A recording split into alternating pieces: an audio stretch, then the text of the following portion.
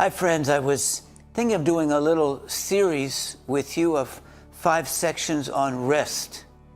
Rest of the soul, rest of the body. I've noticed that lately people have been so upset and worried about things, people's hearts fainting for fear of what's going on in the world. Interesting enough, in Israel, with all the political and religious conflicts and security conflicts, economic problems, I would say over the half of the people in Israel aren't even sleeping at night. And I realize it's true for a lot of people around the world, plaguing of anxiety. So I thought I'd do a little series here on rest. Now, we'll start with the first one, talking about rest and work from Genesis and the Sabbathing principle. And the second one we'll do on sleeping. The third one we'll do on having peace in the midst of a difficult situation. And the third one, the fourth one, similar to that, of having authority to have peace. And the last one of having come to Yeshua and having Him give you rest. So let's start with the first one on the work and rest principle, and we'll start from Genesis chapter 2. Actually, we sing this every Shabbat, every the Sabbath evening meal. And it goes like this. Is from Genesis 2, chapter 1. I'll sing it. ויחולו השמיים והארץ וכל צבעם ויכל אלוהים ביום השביעי מלאכתו אשר עשה וישבון ביום השביעי מכל מלאכתו אשר עשה ויברך אלוהים את יום השביעי ויקדש אותו כי בו שבת מכל מלאכתו אשר ברא אלוהים לעשות. Let me be quite frank with you. I don't sin much, but I think over the years I've sinned on this issue. I haven't had a good Sabbath. I haven't had a good day of rest. I'm very active, and I think I've kind of violated this principle. And so I'm not speaking out of, hey, I know how to do it right. I'm speaking from a point of weakness, but I thought it would be good to talk about it anyway. What it says here, I just looking at this, and it says, and God rested from the work that He did. Now, of course, there's another sense in which Yeshua said, of course, God works all the time. He's not going to sleep. He's not taking a day off, but because He's got to keep the whole universe controlled and going forth and sustain life. But there is a sense in which God said, even He Himself, there was a period of work, and then where He kind of stopped to enjoy the work of what He did. Well, maybe that's simple for a lot of people. It's not simple for me. And I realize that there's a part of what you do which is completing a task and stopping and resting after it and enjoying what you did.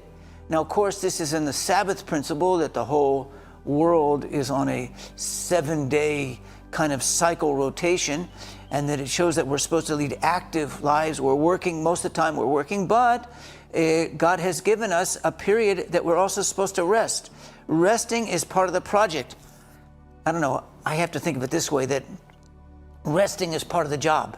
You know, resting is part of the work. I don't know, I just have a work attitude. So I say, okay, well, you do the work, and then part of the work of job is that you have to rest on there's another 7th part of it, is you do 6 parts of your working, and then the 7th part of the work is to not work.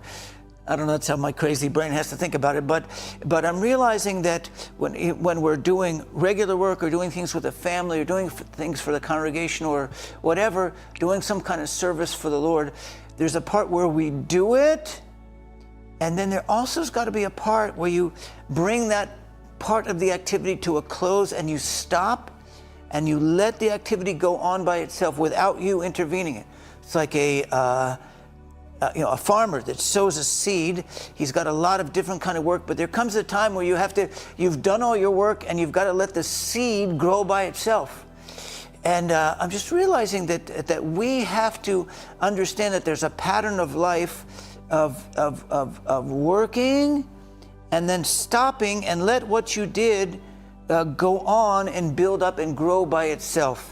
And I've noticed this even sometimes when I've been just going on and do something, it's getting nowhere. I feel the Lord say, just stop. You're just going on. You're doing meaningless work right now. Just stop.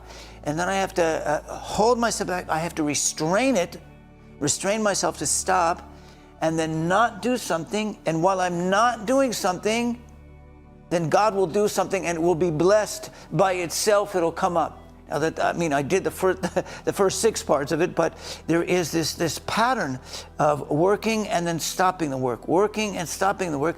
And it helped me to see that even God did that. Even God did that. He himself says this is the pattern of life. There's an activity and then a stopping of the activity.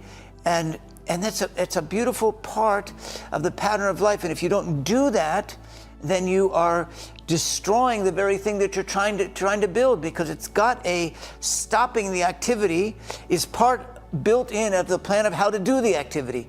So I'm talking to myself. I hope this is helping someone else, but I needed to hear it anyway. So I need to stop from time to time and just let what I did come to an end and then let it be blessed by itself. One last thought about this. I thought that the Sabbath principle is a commandment.